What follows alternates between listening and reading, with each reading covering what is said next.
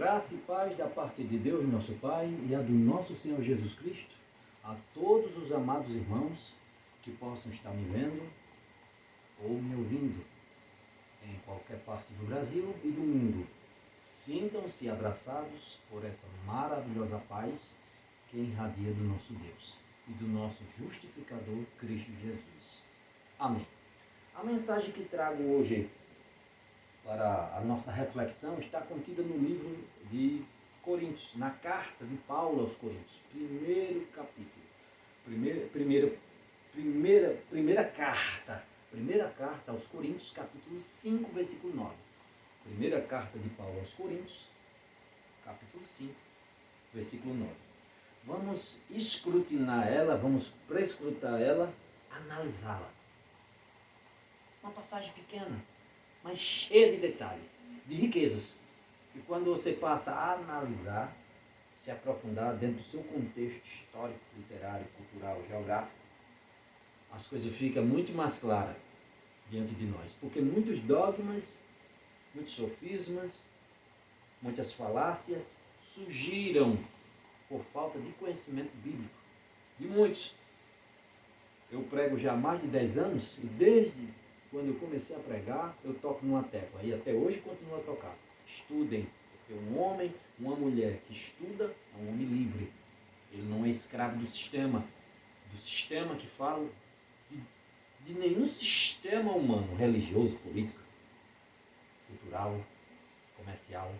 Ele não faz parte de nenhum desses sistemas. Por quê? Porque ele é um cara que estuda. É uma mulher que estuda. Ele é livre. Ele tem uma visão diferenciada da coisa. Então é uma coisa que eu já há mais de 10 anos pregando, desde quando eu comecei, toco na tecla. Estudem. Quem estuda é livre. Estudem. Vocês serão livres se estudarem. Não serão escravos de ninguém. Uma passagem como essa, por exemplo, você consegue penetrar através do estudo e descobrir muitas coisas. Vocês param, pensam, refletem. Coisas que as pessoas que não estudam só comem falácias e engodo dos outros, lê assim ó, e não enxerga nada. Mas você com um olhar prescrutador, escrutinador, captando os pontos, as passagens, aí você consegue entender e compreender e ver coisas que muitos não veem. Amém? Amém. Vamos ler. 1 Coríntios capítulo 5, versículo 9, para começar. Vamos trabalhar aí do versículo 9 ao 11. 9, 10 e 11. Vamos trabalhar esses três versículos. Mas primeiramente vamos do 5 ao 9 para ver o que esse primeiro versículo tem a nos ensinar. Vamos lá. 5, 9. Na outra carta, já escrevi a vocês que não se associem com os impuros. Até aí. Ou, dependendo da tradução, os imorais. Mas já vamos chegar aí nessa parte. Vou tocar no assunto porque alguns trazem impuros e outros trazem imorais. Vamos lá. Olhem só, presta atenção. Quando eu digo que quando você olha com um olhar analítico, diferente de outros que só comem bucha e canhão dos outros, ele diz para ele, pronto, acabou. Ele não percebe. Mas quando você olha analiticamente, criticamente, você consegue perceber coisas. Estamos diante do quê? Hoje é mais uma aula mensagem. Mas é mais focada a aula. Eu quero fazer vocês que estão me vendo aí, forçar vocês a prestar atenção. Vejam só. Preste atenção que está escrito na carta. Estamos o quê? Primeira carta aos Coríntios. Primeira carta que Paulo escreve aos Coríntios. Pois bem, aí você vai para esse capítulo 5, 9. Olha o que diz, vamos repetir. Na outra carta, o que é isso aí? Na outra carta, já escrevi a vocês que não se associem com os impuros. Oxe, voltando no início. Na outra carta. Olha aí o primeiro ponto de curiosidade. Muita gente não percebe. Na outra carta? Como assim? Na outra carta? Como assim? Essa não é a primeira? Como é que já teve outras? Porque a outra é a segunda. E aí? Paulo já escreveu uma outra carta para eles. Paulo já escreve uma outra carta aos Coríntios, tratando desse tema da imoralidade, que não ficou muito bem entendido. E agora ele escreve uma outra carta, tocando de novo nesse assunto e em muitos outros. E aí, mas cadê essa carta? De acordo com a teologia, não existiu só duas cartas. Essas são as duas cartas que chegou até nós, porque outras se perderam. Essas pseudo-epígrafes, que ninguém sabe, que se perdeu, não foi preservada com o tempo, e não se sabe em que época onde Paulo estava quando ele escreveu, mas mostra aqui que ele escreve pelo menos 3 cartas. Outros já afirmam que ele escreve 4 cartas, que existe 4 cartas. Existe essa primeira carta, aqui ele refere no 5:9, e existe a segunda carta, que é a primeira carta que temos, e existe uma outra, entre a primeira e a segunda que temos, que seria o quê? Uma terceira carta, e a segunda seria a quarta. E a segunda carta, alguns enxergam na segunda carta aos Coríntios, capítulo 2, versículo 3, que é a carta do sofrimento, onde Paulo, no segundo capítulo, na segunda carta, segundo capítulo, versículo 3, fala que escreveu aos Coríntios perante a muito sofrimento e lágrimas. E alguns historiadores e teólogos enxergam ali uma carta que ele escreve. É uma outra carta que ele escreve. Alguns enxergam assim. Outros não enxergam assim. Eu não consigo enxergar, eu leio, mas não consigo enxergar que possa ter ali outra carta. Mas tudo bem. E tem outros também que pensam igual a mim também, que existe, no mínimo, foi 3 cartas. Essa quarta, alguns enxergam ali que poderia ter sido uma outra.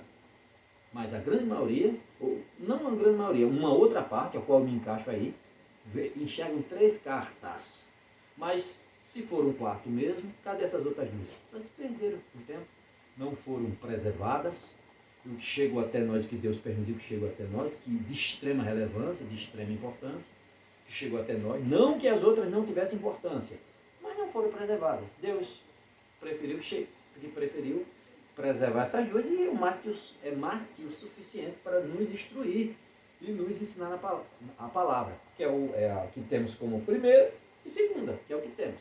Certo? Então, prestou atenção quando você observa, quando você analisa? Muita gente nem percebe isso aqui, vai lendo e acabou. Não para refletir, mas é cheio de segredos a carta.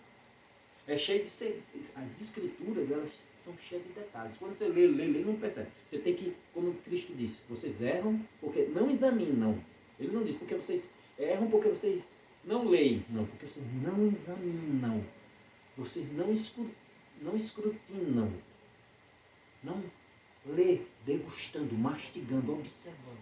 Porque quando vocês leem, observando, examinando, quando vocês analisam ponto a ponto, aí você consegue, opa, peraí, poxa, aí você reflete e observa.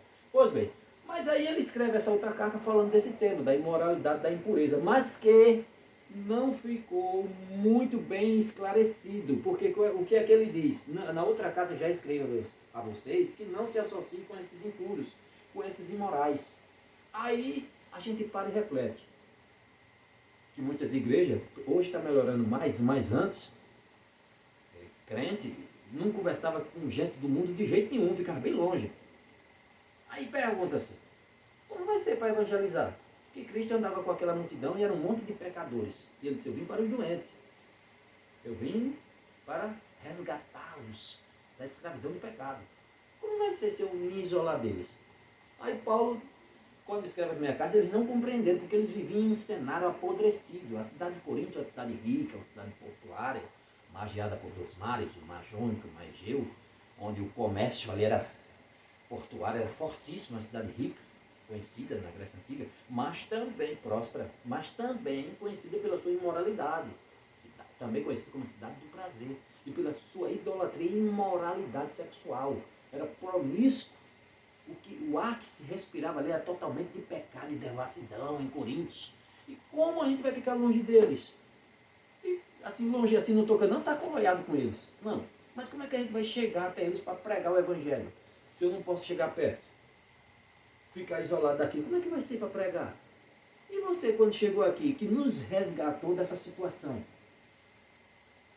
Não chegou até nós, para se associar a nós, chegar perto de nós, pregar o evangelho? Como é que a gente vai expandir o evangelho do reino? Como? Não ficou muito bem entendido. Aí ele escreve novamente. Aí veja só, aí agora vamos para o 10 para esclarecer. Olha o que ele diz. Aí ele vai dar, agora é forte, viu? Agora ele vai explicar. Refiro-me com isto não propriamente aos impuros deste mundo. É o 5:10 que eu estou lendo. Refiro-me com isso não propriamente aos impuros deste mundo, aos avarentos, ladrões ou idólatras. Pois neste caso vocês teriam que sair do mundo. Porque se a gente não se associar com esse povo, não bater papo, não conversar, não pregar o evangelho, eu tenho que sair do mundo. Porque quem não vive, quem não busca a Deus, quem não busca o Espírito Santo em vossas vidas, quem não busca Cristo Jesus em sua vida, é um cara escarnecendo. Eu vejo no meu dia a dia, no meu cotidiano, de pessoas que trabalham comigo, e no meu cotidiano normal, que não buscam a Deus, são caras imorais, boca suja, caras adúlteros, têm suas esposas e outras fora, caras que passam a perna em outros, cobiçosos e até imorais mesmo, impuros, no contexto original que está aqui, vou já mostrar para vocês. E aí? Por que não tem a Deus? Porque quando você tem Deus, que você busca o Senhor Jesus, verdadeiramente você luta contra essa carne. Você busca viver as coisas espirituais. Você busca viver o Espírito. Então, o que é que acontece? Não é nestes, não é desses. Então, você tem que sair do mundo, porque você está cercado. Tanto a cidade de Corinto, no contexto aqui que ele escreve, uma cidade totalmente promíscua, cercada disso. Então, vocês têm que sair do mundo, se não for conversar com eles. Como é que vai ser? E a gente também no contexto de hoje, porque a nossa sociedade está apodrecida. Todos os âmbitos da sociedade moderna estão corrompida. Completamente. Todas, sem exceção. Então, como é que fica? Se eu não me associar com esse povo, eu tenho que cavar um buraco, me socar dentro, ou sair do mundo, morrer logo de vez, se eu me levar meu espírito. Não é deste, não é esses que Paulo fala aqui. Agora veja a pancada, presta atenção. Para vocês crentes, para nós crentes, nós servos, serve para nós, presta atenção. No 11. Mas agora, aí ele falou no 10 aquilo, né? Vocês teriam que sair do mundo se não fosse falar com as pessoas. Aí no 5:11 diz: mas agora escreva vocês, escreve de novo, aí é essa carta, que não se associe com alguém dizendo ser irmão, ser crente, for devasso, avarento, idólatra, maldizente, bêbado ou ladrão. Nem mesmo comam com alguém assim. Quantos e quantos não vemos aí? Pastores, líderes, membros comuns. Sou crente, sou servo de Deus. Aí, pastor. Ô irmão fulano, que é isso? Irmão fulano não. Irmão fulano não. Pastor fulano. Ô irmão fulano não. Presbítero fulano. Olha só. Tem que falar ele pelo epíteto, pelo título, alcunha, ao qual ele exerce na igreja. Não posso falar irmão não. Eu tenho que falar. Não tem nada de Bíblia. É assim que eu tenho que tratar ele. Mas por trás cheio de ossos de morte, rapina, adúlteros, ladrões, são todos não, vírgula, homens de Deus, mulheres de Deus, não são todos, mas uma grande massa que vem escandalizando, escarnecendo o Evangelho, expulsando, expelindo, espantando milhares de irmãos da igreja. O movimento desigrejado está aí com toda a força, por causa desses larápios, por causa dessa raça, desses bodes, desses joios, dessas viginécias dentro das igrejas. É desses que Paulo fala. Fique longe desses que não queiram nem sentar para comer, desses irmãos. Que como é que você diz que é um servo de Deus, que você é um espelho de Cristo e vive nessa situação? Como? Me diga aí. Como é? Tem milhares aí que se descrentem e os crentes se alegrando. Você vê no início do 5, vocês estão alegres. No capítulo 5, no início mesmo, se você começar a ler, alegres. Como é que vocês podem estar alegres? Que há imoralidade no meio de vocês que não se nomeia nem entre os gentios. Se eles se estiverem praticando, também então se nivelam. Que tem hoje aí, a gente sabe, muitas igrejas sabem que irmãozinhos, jovenzinhos dentro da igreja, tudo tendo relações com as suas esposas. Ou tendo relações com as suas namoradinhas. namoradinho de igreja, e os irmãozinhos das igrejas, muitos, não todos, jovenzinhos decentes, mas muitos outros em fornicação, fornicando com a namoradinha. Outro cara me contou agora um caso, o irmão acabou de casar, estava com um mês que casou, o cidadão, com a irmãzinha. Aí a irmã vai e descobre que ele estava traindo ela.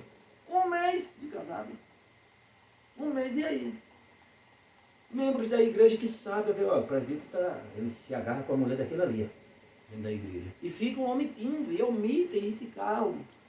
Não se juntam para cobrar. Não se calam, não. É o corpo. Está errado, fale, diga. Você não está aqui nem eu para agradar homens, não, mas está para agradar a Deus. O meu dízimo ele quer. A minha oferta ele quer, mas a minha opinião ele não quer, ele vai ouvir. Ele vai ouvir. Não estou aqui para agradar homens, mas a Deus. Olha, o Paulo mesmo fala, com estes não queira nos sentar para comer. E são esses que vêm escandalizando. São esses que vêm escarnecendo a cada dia o Evangelho de Cristo. E fazendo milhares de pessoas saírem da igreja. Porque não é todo mundo que tem um pensamento igual a mim. Que tem a minha base forte em Cristo Jesus. Eu não olho para pastor, eu não olho para membro não. Como eu já falei aqui, pode cair tudinho. Fico triste. Mas eles não vão me desviar da fé. Eu busco outra igreja, como já aconteceu. Eu estar numa igreja e depois eu ver que ela não estava andando de acordo com o Evangelho, com a ortopraxia bíblica. Ela não estava de acordo com a ortopraxia. Estava tendo doutrinas heréticas. Eu saí da igreja e fui buscar outra. Mais de um ano caçando outra. Andando de um por um, até achar uma bíblica. Mas eu não vou deixar de congregar. Eu vou buscar outra. Porque tem. Não adianta eu chegar aqui e generalizar. Os pastores são iguais. Pastor, hoje em dia, é a terceira classe em quem menos se confia no país. As pessoas sem conhecimento generalizam. Só querem roubar, rapaz. Não diga isso. Tem pastor aqui, tem um pastor aqui perto de onde eu moro há anos, pastor da Igreja Batista. O homem não tem um carro para andar. Com certeza o salário dele é pouquinho. Anda de bicicleta, ou senão pega ônibus. Um dia desse eu fui para o culto, eu vi ele em outra igreja, que eu não congrego na dele. Mas conheço ele, conheço pessoas da igreja dele. Já vai ele pegando ônibus. Ele com a esposa disse, eu congrego nenhum assim, ele congrega mais lá para frente e na outra. Aí já vai ele, eu disse, pastor, num ponto de ônibus para pegar o ônibus, aí para a igreja. Quando não, está de bicicleta. Há anos. Mas disfarçando, não, o povo conhece, a casinha a casa simples, pô. Casa simples. Aí eu vou dizer que um pastor desse aí, igual um desse aí que vive roubando, manipulando a mente das pessoas, rico, todo ano troca de carro. Não que ninguém dê a ele, é que ele compra mesmo. Eu vou falar disso? Mas ele tem outro trabalho? Tem, porque tem pastores que eu conheço que é cara forte da justiça. Ele tem dinheiro da justiça. Ele é um funcionário, ganha mais de 30 mil conto como funcionário. Aí a renda dele, ele tem essa mansão dele, esse carro dele, não é por causa da igreja não. Porque ele é um funcionário da justiça, fortão da justiça. Tem o salário dele de quase 40 mil. É diferente. Mas tem outros não, que ganham 50 mil, 70, 80, 100 e poucos mil, tudo da igreja. E aí? Mas não são todos iguais. Agora, por causa desses, todos estão levando a culpa. Todos estão levando a culpa. Pois bem, aqui trazendo o sentido da palavra. Como eu falei no início que eu ia trazer o sentido da palavra. Como eu disse, eu já venho falando, quem me acompanha aqui sabe, eu sempre trago aqui e faço uma mensagem, um estudo. O Novo Testamento, como bem sabemos, foi todo escrito em grego. E muitas das vezes, quando você vai fazer a tradução da língua primária para a língua secundária, muitas palavras não pega, não capta. Muitas palavras você não consegue pegar. Tem palavras que você diz, essa aqui para eu traduzir, como vai ser? Tem que ler o texto, o contexto, a aplicação para poder encaixar a palavra. E muitas vezes ela não traz todo sentido. Aí o máximo que eu consegui me aproximar da minha língua foi essa palavra. Essa palavra conota, várias coisas, é o máximo. Mas às vezes não capta o mesmo sentido.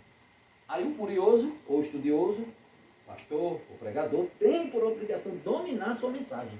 Ele dominar as palavras. Quando eu venho preparar uma mensagem para vocês, eu vou no original. Eu tenho ali uma pilha de livros, uma pilha de bíblias. Tenho dicionários bíblicos. Uma pilha de livros. Quando eu vou caçar, eu vou pegar e começo a traduzir. Observar palavra por palavra o que é que está lá no original. E começo a estudar as palavras. Aí começo a traduzir. Deixa eu ver se está condizendo. Porque várias bíblias, uma traz. Tem umas não, que é a mesma palavra, é aquela ali. está em todas, mas tem outras não que divergem. Ela é uma divergência de uma Bíblia para outra. Pronto, é essa palavra que eu vou lá no original com o meu olhar. Por que está tão difícil a tradução? Olha essa palavra. Não se associe com os impuros. Tem tradução que traz com os imorais. Tudo bem. É uma tradução aceitável. Mas o que aí, por que não trouxeram tudo impuro, tudo imoral? Que você, se você for com uma Almeida revisada e corrigida, lá de 1969, ela já traz uma outra palavra aí. Ela já traz assim, ó. Almeida revisada e corrigida de 1969. Na outra carta já escrevi a vocês que não se associem com os que se prostituem. Olha para aí. Hoje não tem mais. Estou usando uma Almeida mais nova, a atual. Olha o que ela diz. Impuro. Oxe, e o que se prostitui? Está errado? Olha, já mudou. Para a gente aqui, imoral, impuro, para muitas pessoas tem um sentido diferente. Impuro, imoral. E aqui, ó, os que se prostituem. Para muitos que não têm um conhecimento mais vasto da coisa, já tem um outro sentido. E aí? Era melhor que tivesse deixado os que se prostituem.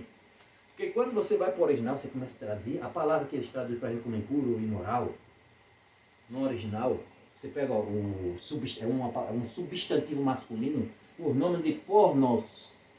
Pornos. É de onde surge de onde surge a nossa palavra pornografia. Que também, essa palavra pornografia, um termo da Grécia Antiga, não tem nada a ver com hoje. Essa conotação que temos hoje, o cara é viciado em pornografia. Ele fica olhando o celular, filme de pornô, cenas de mulher nua, ou no notebook, no computador, vendo isso. Ele não consegue se livrar disso. É um pornógrafo. Ele é viciado em pornografia. Essa conotação que temos hoje nasceu no século XIX, na Europa. Se não me engano, ali na França. Se eu não estiver enganado. Mas nasceu no século, começou ali pelo século XIX, na Europa. E se espalhou, e é o que temos hoje. Mas lá nos tempos de Paulo, não. Pornografia, grafia, escrita. Grafia, escrita, desenho, porno. O que quer dizer porno? Porno, de acordo com o contexto, é o que? É um substantivo masculino, homem, que cede o seu corpo para os prazeres de outro em troca de dinheiro, ou seja, um prostituto. E na versão feminina, porné, porneia, porné. Faz parte do aglomerado dessa palavra. Uma mulher que vende seu corpo em prostituição. Também porno, que é o termo que está lá para impuro e imoral, porno, pode ser traduzido também, dentro daquele contexto literário, como um homem que se deita, tem relações com prostitutas. E aí? Esse termo que temos hoje, salientando, voltando aqui, pornografia, ela é relacionada tanto homem como mulher, também pode ser traduzido assim, tanto homem como mulher que se prostitui, prostitutas, que era comum naquele tempo da Grécia, e principalmente em Coríntios. Grafia, escrito ou desenho, ou seja, escritos sobre prostitutas. É isso que tinha o contexto, é isso que tinha na época, não tem nada a ver com hoje. Hoje, a partir do século XIX, na Europa, aí começa agora a ganhar uma nova conotação e ser aplicada a uma pessoa que é viciada nesse tipo de coisas, pessoa imoral, pessoa que gosta de estar vendo essas coisas. Olha só, mas naquele contexto da Grécia Antiga não. Então, o que quer dizer? Porno, trazendo dentro desse contexto, tanto que se aplica um homem que se agarrava com prostitutas, tinha relação com prostitutas, como também um imoral, homem, ou também pode ser aplicado a mulheres que vendiam seus corpos em troca de dinheiro para a luxúria de outros, ou seja, prostituta. Tem a ver? Tem, lógico. Cidade de Corinto existia, era uma das cidades ricas, mas imoral. Possuía ali cerca de idólatra e imoral. Possuía cerca de 12 templos. E o principal era da deusa. O principal de tudo era da deusa Afrodite. Era o principal templo entre os dois. Afrodite, Apolo, eram os principais. Afrodite era o top. Ficava na parte alta da cidade. No Acrópolis, na parte alta da cidade, uma montanha assim. Possuía cerca de 1000 prostitutas cultuais, a qual desciam à noite para se prostituir nos portos, em forma de culto e para arrecadar dinheiro para manter a manutenção do templo. E era comum a prostituição cultural como forma de culto entre aquelas pessoas, era o comum, algo que já vem desde a Babilônia. Então, era os da igreja de Corinto, as pessoas de Corinto, os irmãos de Corinto tinham vindo dessas raízes, eles tinham saído disso. Paulo entrou nesse cenário aí apodrecido para resgatá-los, para buscá-los, mas alguns ainda tinham traços com eles. Tanto que Paulo, no início do 5, diz: rapaz, estou sabendo de imoralidades que estão permeando, habitando entre vocês. E eu falei, vocês calados, como muitos hoje, dentro da igreja, certas imundícias, ficar calado. Não todas, mas um bocado. Calados, não dizem nada, porque o irmão é empresário, aquele irmão tem esposa e tem outra, mas é empresário. Ele é forte, um cara forte. É rico, então fica calado. Senão o periodismo dele. E aí? Então, Paulo diz, vocês calaram, imoralidade essa, a ponto de um aí está se deitando com a mulher do pai, se deitou com a mulher do pai. Aí muitos dizem que é incesto, que ele está falando da mãe. Mas não, ele não fala da mãe, porque se fosse da mãe, ele dizia, deitando com sua própria mãe, a mulher do seu pai, a sua genitora, mas ele não explica, ele não diz isso no texto. Você vai na original, que canto nenhum diz isso. Não, ele diz, deitando-se com a mulher do seu pai, ou seja, provavelmente a madrasta. Tem quem diga que é incesto, outros não. É a madrasta, que ele não especifica que é a mãe. Senão ele dizia. Aqui ele está falando a madrasta, e o que temos é isso. Possivelmente, né? A mulher do seu pai, deitando com a mulher do seu pai, ou seja, vocês acobertando isso. Eu não estou em carne, ele fala, leiam 5 todinho que vocês veem. Eu não estou em carne, mas como se eu tivesse espírito. Expulse esse nico no meio de vocês. Entregue o corpo dele a Satanás para ser destruído.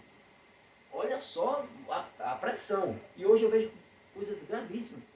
O esse meu chegou para mim para dizer que o grupo de louvor que estava com ele, não sei se eu já contei isso aqui, que o grupo de louvor que estava com ele, depois o cabeça, ele era o cabeça, mas ele tocava. Mas um dos membros, depois chegou para ele a parte e relatou uma história que fazia trisal. Era ele, a esposa e uma moça lá na igreja. E é uma das cantoras também do grupo. E convidou o marido dela, mas o marido não quis. Aí depois disso deixou ela. Mas eles continuaram. E se o marido topasse, ficava os 4. Mas como não topou, ele até deixou ela, tem nada não, fique. Aí ficou os 2 e ela, os 3. E louvando e tudo. Aí mais em segredo os 3. Aí depois ele foi e contou. Achou uma coisa meio errada, chegou e contou, rapaz, com esse cabeça do grupo. Ele disse, como é a história, seus abomináveis? O que é isso que vocês estão fazendo? Rapaz, você é um canalha, que coisa terrível, meu Deus, que você está fazendo aqui no púlpito, eu orando, pedindo pela presença do Espírito Santo, inocentemente, sem saber, e você fazendo uma abominação dessa. Que Deus possa quebrantar o seu coração e faça você se arrepender dessa sua situação apodrecida, pecaminosa. E ele, aí pronto, acabou com o grupo, acaba agora, meu Deus, me perdoe. Mas inocente, que não sabia. E muitas outras coisas que eu fiquei sabendo, se eu vou contar aqui, aí acabou. Aí acabou o grupo. Porque só ele é a esposa que canta também, pronto. Para que vocês vejam. Expulsem ele do meio de vós, vocês aí se alegrando com esse tipo de coisa. E aí ele avança, né? Como a gente fala aqui. Ou seja, a palavra pornos, que traz para a gente como impuro ou imoral, tem a conotação, pode se traduzir como alguém que se agarrava com prostitutas, devido principalmente naquele contexto dali, de imoralidade plena, que se agarra com prostitutas, como também que se prostituíam também, né? Que era algo comum, homem e mulher que se prostituíam. E no meio de vocês, com os tais que praticam não só isso, como ele dá, né? Beberrões, avarentos, e várias outras características, e dizendo, abrindo a boca, dizendo que é crente, dizendo que é irmão. Eles não compreenderam a verdade do Evangelho, como muitos hoje, que abrem a boca para dizer que é irmão, e vai comprar algo que já sabe que não vai pagar, dá calote, passa cheque sem fundo, que é um monte de crente tem aí, onde muitos gerentes de banco têm dito, a gente se reuniu para, devido a várias coisas que aconteceu, não emprestar dinheiro de forma alguma para pastor, porque muitos pegam e não pagam. Já vi relato de pessoas de empresários dizer, eu vendo para qualquer fiado, mesmo para crente, e você abre a boca para dizer que é cristão? Com os tais não se sentem nem para comer. Olha só. E aí? Mas hoje, não, irmão, não pode fazer não. É claro, você chama, conversa. Conversa com ele. Conversa. Chama, conversa. Se ele compreender, bem, vamos dar uma chance, né? Mas ele pratica de novo, quando ele deve estar fazendo tudo de novo, então não tem mais condição. Aí dessa vez, infelizmente, você tem que sair da igreja, doa quem doer. Eu não estou aqui para agradar um, mas agradar a Deus. Olha o que Paulo diz. E aí? Para que você possa ter ideia. Mas você lendo o contexto a mais, ele diz, não tenha como inimigo, mas para que ele se toque, se enxergue, se aprenda, veja a sua condição e se arrependa. Muita gente sabe que não se arrepende. Uns sim. E outros não. Mas o que eu quero trazer daqui, tem várias lições que a gente foi estudando aqui, vendo que eu podia trazer daqui. Várias lições. Várias lições que eu queria trazer daqui. Mas uma lição é principalmente para você, que é desigrejado. Que saiu da igreja por causa de os seus olhos, infelizmente eu tenho que te dizer, os seus olhos estavam no pastor e nos membros da igreja. Porque você deixar de congregar por causa de membro de igreja, por causa de escândalo de pastor, sai rapaz, procura outra igreja, faça como eu fiz. Não que na igreja a qual eu congregava teve escândalo dessa natureza, não. Mas só doutrinas errôneas, erradas. Aí eu saí e busquei uma mais bíblica. É isso. Certo? Mas fui procurar outra. Eu não me desviei da fé. Porque meus olhos não estão em pastor, não estão em membro, está em Cristo Jesus. Aí o que eu trago para cá? Eu podia trazer várias coisas que a gente veio estudando. Mas o termo principal, a parte principal que eu trago aqui para nós é que vocês em algum momento, vocês viram Paulo dizendo, abandona a igreja, saia dessa convivência, dessa comunidade. O cara está fazendo assim, ele está nessa situação se prostituindo ou se deitando com prostitutas, nessas impurezas carnais, fornicando, que fornicando também tem um sentido diferente de hoje. Fornicando tinha a conotação de homem que vivia se agarrando com mulher direto. Todo dia ele estava com uma mulher diferente, ou toda semana ele estava com uma mulher diferente, ou a mulher que hoje se deita com um homem, amanhã se deita com outra. Aqui nós temos outro nome. Mas é esse o sentido de fornicador, não o sentido que alguns deram hoje, que só basta... Eu estou casado com essa mulher, eu estou vivendo com essa mulher há 20 anos. Há 20 anos eu vivo com ela, tenho um filho, tenho até neto já. E ela tão bem. Nunca casamos, no pastor nem perante o juiz. Mas vivemos juntos. Aí para muitos, no contexto atual, se modificou a religião. Nesse tocante a certas expressões, fornicador é isso. Mas no contexto de Paulo naquele tempo, não. Era um contexto do cara que vivia hoje, está com uma mulher, mas está com outra, está com outra. Só vive com um e com outra. A mulher que só vive com um e com outra. Hoje aqui temos outro nome. Mas, né? Naquele tempo era assim. É essa conotação que se tinha. E com o tempo se modificou e já ganhou novos sentidos que temos hoje. Mas, falando aqui, em nenhum momento você vê Paulo dizendo, vocês que têm essas pessoas ao seu redor, que estão vivendo com pessoas ao seu redor, saiam de perto dele. Ou melhor, você não vê ele dizendo, perdão, você não vê ele dentro daquele cenário, você não vê em nenhum momento ele dizendo, abandone a igreja, procura outra igreja, saia daí de Coríntios, porque tem outra ali mais para frente. Tem outra que eu formei, outra comunidade em tal canto. Saiam, abandonem, formem outra, saiam para outra. Abandonem o evangelho, fiquem em casa. Não se reúnam mais. Em nenhum momento você vê ele dizendo isso. Pelo contrário, é esta a ovelha podre, é esse bode, essa laranja podre que está no saco, que está aí, é um pouco de levedo, um pouco de fermento a mais, levedo toda a massa. Ele toca no assunto, não pode ler o 5, porque ele está falando ali. Fermento em excesso leveda a massa. Ele fala, você vai ler aqui, ó. Aqui no 5,6 ele diz, não, é bom esse orgulho que vocês têm. Orgulhosos com pessoas nessa situação? Por acaso vocês não sabem que um pouco de fermento leveda a massa toda? Jogue fora o fermento velho, essas características, esse pensamento, que eles viviam magiados por aquele contexto apodrecido, pecaminoso, apaguem isso da sua cabeça. Tirem isso. Isso não é característica de um cristão. Você abre a boca para dizer que é cristão, é muito sério. Não é a mesma coisa de dizer que eu torço pelo Flamengo, pelo São Paulo. Não, é uma seriedade. O mundo, os holofotes do mundo está sobre você. O farol do diabo está sobre sua cabeça. Pise em ovo, crente. Se comporte, policie seu comportamento, suas palavras. Engula os seus desejos esses que pode trazer escândalo, vitupério ao nome de Cristo, ao reino de Deus.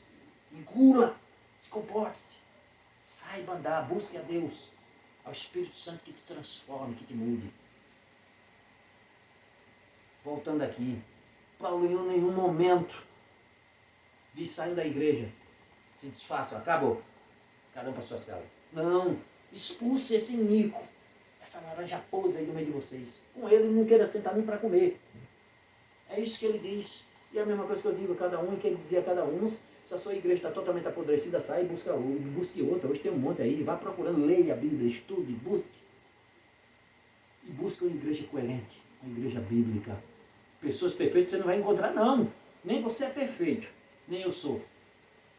Mas você vai encontrar pessoas esforçadas, pessoas que buscam, que são camaradas, que são amáveis, pastor antecioso, que prega o evangelho com destemor, tremor e temor. Você vai encontrar, procure. Eu não procurei. E tem igreja, eu conheço igreja assim. Não estou fazendo papel, eu nem vou fazer comercial aqui de placa de denominação. Mas busque. Eu congrego em igreja. Mas não vou me desviar da fé por causa de um imoral, uma imoral, um pastor imoral, que muitos hoje praticam essas mesmas coisas. Tem muitos pastores aí de grandes impérios que é só empresa, que eles bebem, eles se prostituem, saem com prostituta. A mesma coisa. Mas são todos assim? Não. Cristo diz: pelos seus frutos conhecerei a árvore. Uma árvore boa não dá fruto mau, dá fruto bom. E uma árvore má não dá fruto bom, dá fruto ruim. Observe, analise. Deus te deu essa inteligência. Amém? Não se afaste da congregação, porque eu conheço gente que se afastou por causa de pastores que fazem coisa errada. Se afastou. E disse: eu posso viver servindo a Deus sem estar em igreja. Mas não é, muitos não. Hoje o cara metido mal não, apodrecido, usando drogas, escarnecido completamente. Olha aí, pode viver sem igreja, né? Sai dessa igreja, procure outra. Oxe, tem tantas. Tem homens humildes aí, rapaz, pregadores esforçados da palavra. Olha, sai da igreja que diz que pode viver sem ela. Olha a carniça que está virando. Usuário de droga. Oh, meu Deus. Que Deus tenha misericórdia dele, Senhor. Oh, eterno Pai, Senhor da glória, Rei Criador. Que a palavra que foi proferida neste momento tenha penetrado em nossos corações. E que nós possamos colocá-la em prática. Não só absorver e guardar, mas colocá-la em prática todos os dias de nossa vida. Oh Deus, tenha misericórdia de nós, perdoa os nossos pecados, oh Rei. Abre os olhos daquele que possa estar me vendo neste momento, que possa estar assistindo esse vídeo, que essa palavra chegue até ele e que ele não fique abandonado em casa, porque uma ovelha não fica sem um rebanho, sem a proteção de um pastor, um verdadeiro pastor. Não fica. Os lobos as devora. Nós somos fracos. Precisamos de ti. E nós somos membros de um corpo. Nós não somos igreja sozinhos. Não existe essa. É mais uma falácia do inimigo. Fazer que você é igreja só. Que é para você ficar só para ele lhe atacar. Não. Igreja é um conjunto de pessoas. É uma comunidade, uma congregação. Essa palavra vem da palavra eclésia, Senhor. Como bem sabemos, do grego. Que significa, bem sabemos, ó Deus, uma congregação, uma comunidade. Uma reunião de irmãos. Então, temos que estar reunidos, nos fortalecendo, ó Pai, uns aos outros. Que quem possa estar vivendo, compreenda e entenda a veracidade da Tua palavra. Que a Tua palavra possa alcançar alguém que precise ouvir essa mensagem. Oh Deus amado, em nome de Cristo Jesus, te glorifique e te engrandeço. Amém. Obrigado a todos, até a próxima, se o Eterno quiser. Que Deus te abençoe.